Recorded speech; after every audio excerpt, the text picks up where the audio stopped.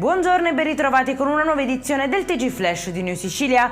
In apertura prosegue il confronto costante tra Regione Siciliana e Governo nazionale per fronteggiare le conseguenze del ciclone Harry in Sicilia, con una prima stima ufficiale di 741 milioni di euro di danni. L'obiettivo adesso è accelerare i ristori e interventi nelle aree più colpite dal maltempo. Nel frattempo oggi la Meloni si trova a Niscemi per un sopralluogo. Ancora un episodio di violenza domestica, questa volta a Misilmeri nel Palermitano. Un 42enne avrebbe picchiato la convivente davanti ai figli e minacciato i carabinieri con una pistola, poi risultato a salve. Bloccato e disarmato, è stato arrestato, scatta per lui l'obbligo di dimora e divieto di avvicinamento alla vittima.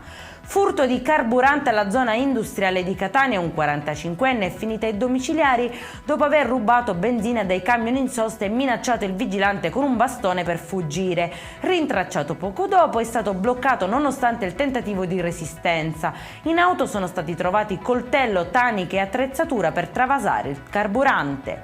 Maxi sequestra Scicli nel Ragusano, dove i finanzieri hanno trovato in un capanno 117 bombole di GPL detenute irregolarmente e pronte alla vendita. Il deposito, senza misure di sicurezza e certificazione antincendio, superava i limiti consentiti per uso domestico. Il responsabile è stato denunciato e tutto il materiale è stato sequestrato.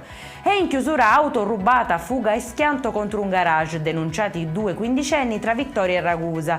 I ragazzi a bordo di una Fiat Panda, risultata poi rubata, non si sono fermati all'alto dei carabinieri, dando vita a un inseguimento di circa 1 chilometro. Dopo l'impatto sono scappati a piedi, ma sono stati rintracciati poco dopo nel centro storico. Per questa edizione è tutto, prossimo appuntamento alle 19:30, buona giornata.